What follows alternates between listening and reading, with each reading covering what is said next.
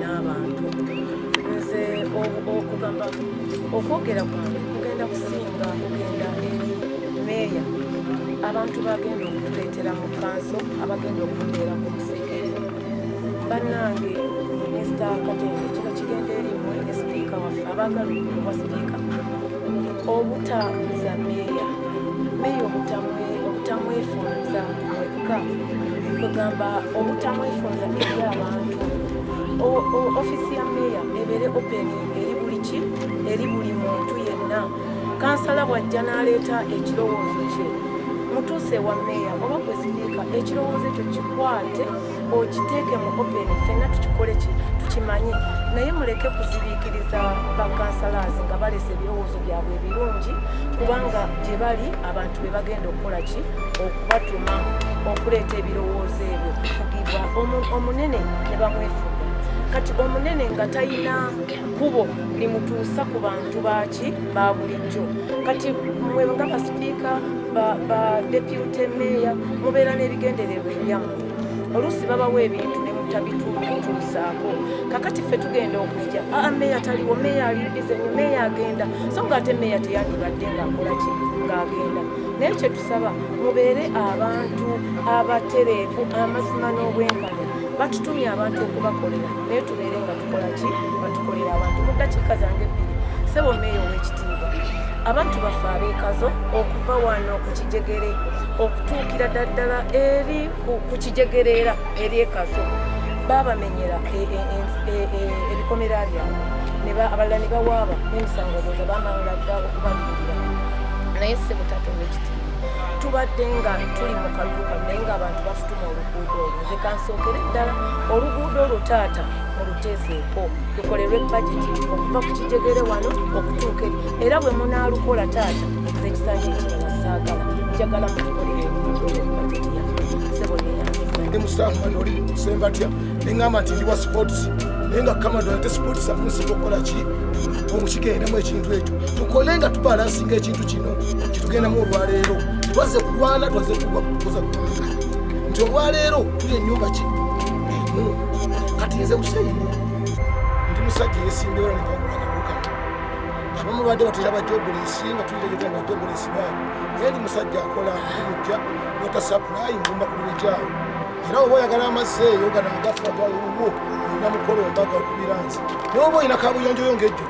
era nkubire motoka ndi musajja judde alina omulimu gwekola sikatulako kanso kokka kale mwana basebo nsaba gwe kati mukama wange kuba minisita omujjuvu minisita wo ageeri mu bukyafu awe mbadde njoola embwa nzijja muyala nga njikokole nsaba minisita ya production nembwa newenafiire eri ekabumbi bangambe tukuzitika ku motoka ziseeganya nze ni musajja mumanyi nakwekubiranga buloga sina mulimu mukyafu gwekolaki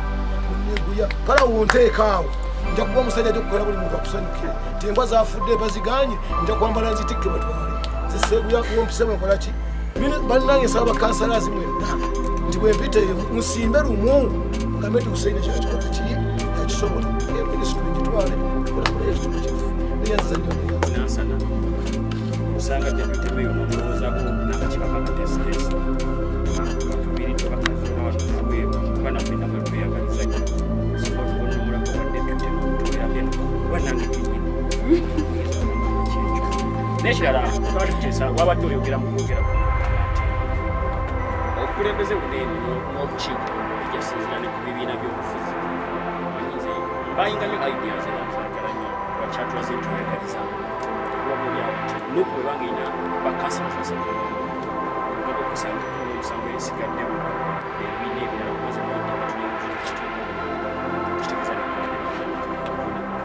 oliawo tunagenda mu kuvuganya tuyinza okuvuganya nga basupiika bonna bakudde nansana meya akudde nansana ate nga batusinga obulya abantu oliawo muyinza okwesanga fe mutukubye endobo netudda mu bukiiko obulala nga busenyi bwasabye sanitation production so nze mukusaba janga mweyagaliza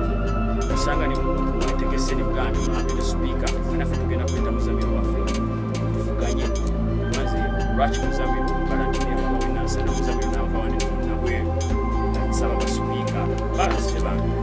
naye bwe tunaaba tufunye ate oweekazonga naye abusabye ate balansi ebanungi tugenda mubulira bwenyini so nze mbadde nsaba gyasaba atunule ne kwekyo tulabe ekiddako. Amanya Matovu Joseph nga nze meeya omulonde owa Nansana Division, ate mu bibiina byaffe ebyobufuzi nze abawandiisi b'ekibiina kya NUP wano mu Nansana Municipality. Olunaku olwaleero mpise bakansala bange bonna abalondeddwa ng'ennaku z'omwezi 3 okugaayamu mu bigambo byaffe okulaba butya bwe tugenda bwe twetesiteesa okuweereza naye okusingira ddala okuzimba obumu, kubanga bakansala abamu bavudde mu bibiina ebyenjawulo wadde nafunye enkizo nga NUP nendeeta bakansala 31 abagenda okuweereza Nansana Division. Era ekiseera kati kye tulimu okusookera ddala kyakweza bujja nga abakulembeze, ekyokubiri kweteekateeka kulaba butya bwe tugenda kufuna councils zaffe ne executive. Mu bimu bye nasuubiza nali nsuubiza bakansala bange okubayozaayoza nga mbatwala e Rwanda okuwummulako n'okulaba butya eggwanga Rwanda naddala kiri kibuga kigali bwe kyateekebwateekebwa kituwe oba oliawo ekyokuyiga, naye olw'okuba nti tuli mu COVID-19 nafunye okuwabulwa nti kigenda kutubeerera kizibu nnyo nga ttiimu okugenda, era tutegese ng'ennaku z'omwezi 19 kwabiri tutegeseeyo campfire tugenda okumala ekiro kiramba yonna gye tunaaba tugenze okusobola okulaba nga twongera okunyweza obumu n'obwa Sseruganda nga Council Division, nti bino byonna bye tutandise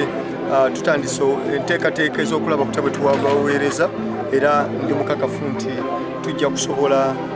okutuusa services ze mwetaaga nga nkolaganira wamu ne Council yange. Okusookera ddala tulina obutali bwerufu obuli mu Council. Tulina ssente z'abakyala, ssente z'abavubuka ezitatuuka ku bantu. Ekyokubiri waliwo ssente ze tuzza abantu baffe nga bamaze otuwa omusolo, naffe tulina okubaddiza 50% bwegenda ku municipality ne tuddiza 30%, ne tugatta emisolo gyonna gye tukuŋŋaanyiza 25 ziba zirina okudda oba 25% ziba zirina okudda ku byalo okuweereza abantu baffe. Tukizudde nti ssente zino zibadde tezituuka, ate nga n'entono ezituuka ba-chairpersons b'ebyalo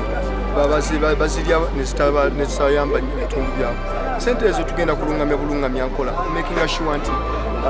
25% ekomawo wansi ku kyalo, era ngenda kukola meeting y'aba-chairpersons bonna mbagaza work plan bampe ani work plan gye baplaninga okukola mu bitundu ebyo, tusinziire okwo ekyamazima naffe okulondola ensimbi z'omusolo ezikomawo wansi. Ebintu ebirala bingi nnyo bibadde bitawanya Council ng'entalo zo tutandise okugezaako okuziziyiza nga twengeginga bakansalas abava mu nkambi ez'enjawulo, bibiina by'obufuzi ebyenjawulo, kubanga bwe tuba n'entalo ku municipal kiba kizibu nnyo okuweereza. So awo natandikidde, era ye meeting eno gye mulabye nga 19 ngenda kumala ekiro nabo kiramba, era okwongezaako okuzimba rapo gye twetaaga. Ate era tulina ndoza mu Council yaffe enasooka waliwo ebintu bye nasuubiza abantu b'e Nansana nga emmotoka bya kasasiro tumaze okukkirizganyiza wamu ne bakansala bange tubyebimu bye tutandikolerako okuyisa mu Council okulaba nga tufunayo ka budget akashipinga ebimotoka biri bye nafuna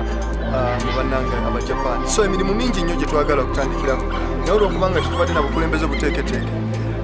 ndowooza nti kati ekiseera kye tutambuliramu sookera ddala kyakumanya baani abalina enkizo bagenda okujja ku executive committee ziyimiridde zitya n'okubateekateeka mu orientation okubalaga omuli emirimu gyabwe nga bakansala. Okusookera ddala nze nga kyenkoze wano mu Nansana Division ku mutendero gwange ogwa chairperson wa LC3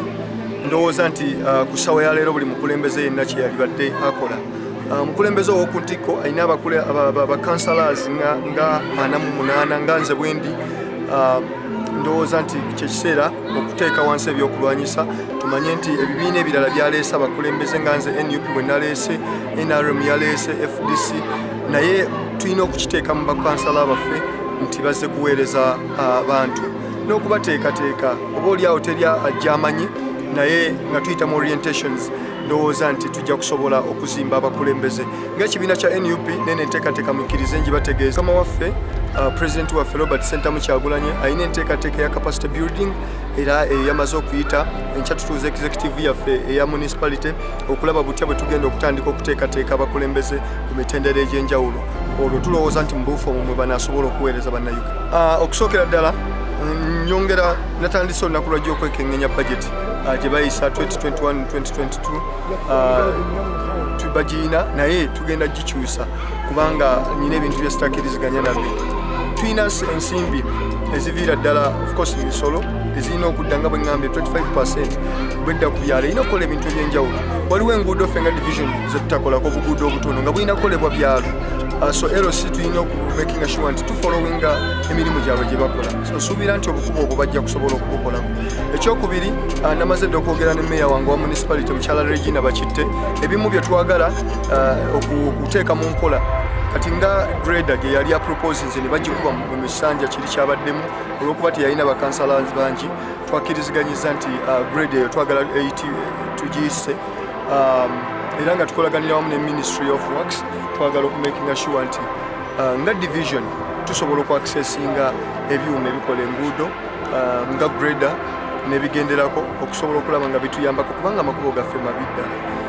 Ng'akalulu k'abameeya b'Amagombolola kakajje kaggwe bakansala abalondeddwa basisinkanye okusala entoddo ku buti abagenda okuddukanya emigombolola y'e Nansana. Bakansala bagamba essira bagenda kuliteeka ku kasasiro nga baleeta ebimotoka ebigenda ng'okumujja mu bantu kw'ossa n'okulongoosa enguudo mu bitundu. Meeya omulonde agamba nti wakukwataganira wamu ne mmeeya wa munisipaali okulaba ng'ekya grader yaganyibwa okuyisibwa mu kanso kiteekebwako essira kuba yegenda okubayamba mu kukola enguudo n'emyala. Meeya Matovu asabye bakansala bano okukwataganira wamu n'abo ababaddeko okubeebuuzaako mu nsonga z'okuddukanya ebitundu byabwe. Nansana na buli kati ejjuddemu ebizibu okuli enguudo emyala egyafuuka akattiro nga bino byonna basuubiza okubikolako naddala mu kisanja kino kibaweereddwa. Namujuzi Rebecca yakusakidde emboozi eno ku Top TV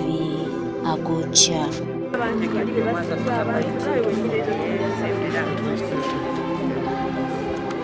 Amanya Kiswe Isaac nze kansala omulonde nabwe lunositu nga ezokukiikirira abantu bange nalondeddwa si lwakuba ndi bapati nalondeddwa lw'abantu abataddemu obwesigwa era nze mbadde kyamani abavubuka ensonga nziweereza bulungi era nsuubira nti ngenda kugenda mu maaso n'okuweereza abantu bange nawe mbadde bakola ki baweereza.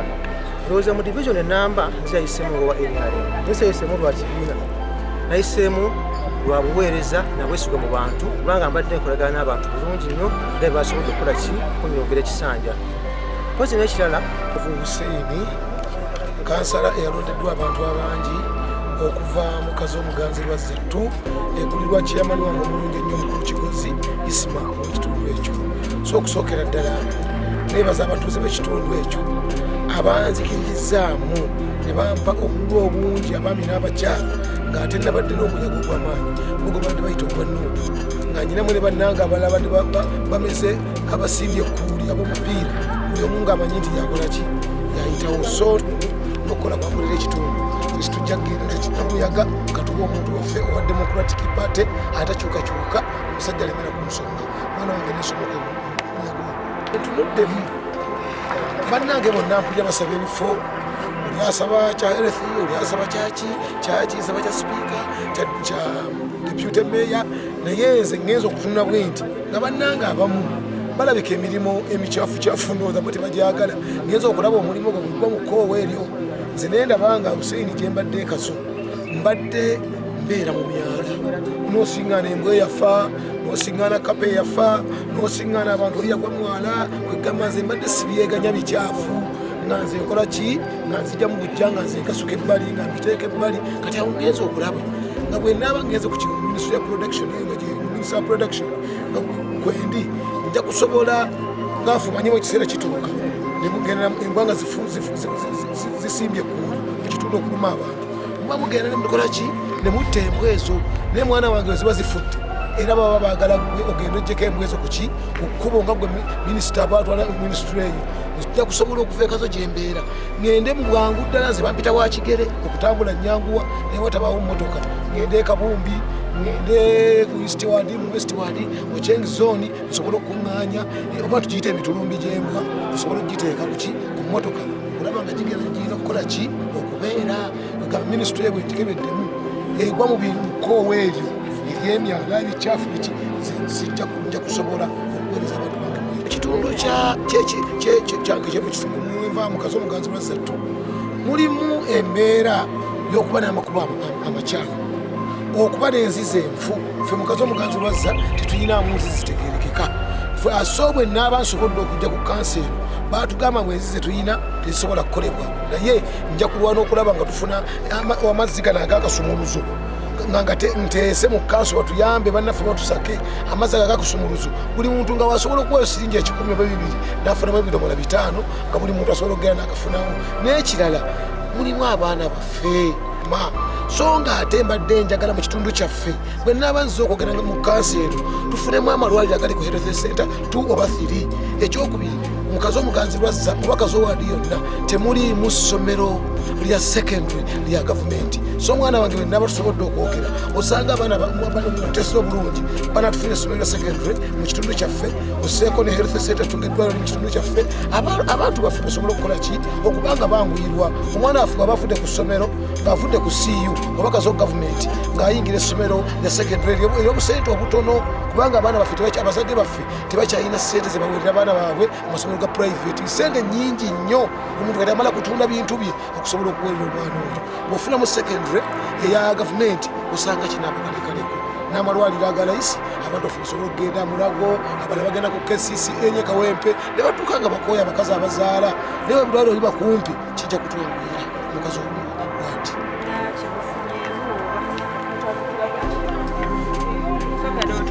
meeting ebaddemu amulamu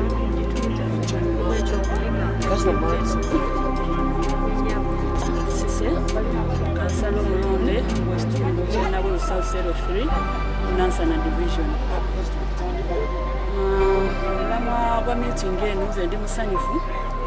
olwa Meya Matovu asobodde okutukuŋŋaanya leero bakansalazi abaayitamu ne tujja tutemere wamu empenda tugenda kutambuza tutya ekitundu kyaffe nga mu bibiina byonna ebyenjawulo tulimu aba DPNRM, Independents ne NUP. So far nze najja kansala ku tiketi ya DP naye ndi musanyufu nnyo tugenda kukolera wamu ne Meya Matovu era kyentegedde ku Meya Matovu nti administrator mutuufu kansuubire nti mu maaso gyakitwala tugenda kuba tutambula naye bulungi naye manifesito yakitubuliddemu akatono nayenza okukitunula nga manifesito ye nnungi nnyo ejja kusobola okutwala ekitundu kya Nansana division mu maaso. Mu nnaku ezisooka tugenda kusooka tutunulire red budget yayisiddwa dda gundi ebaddeko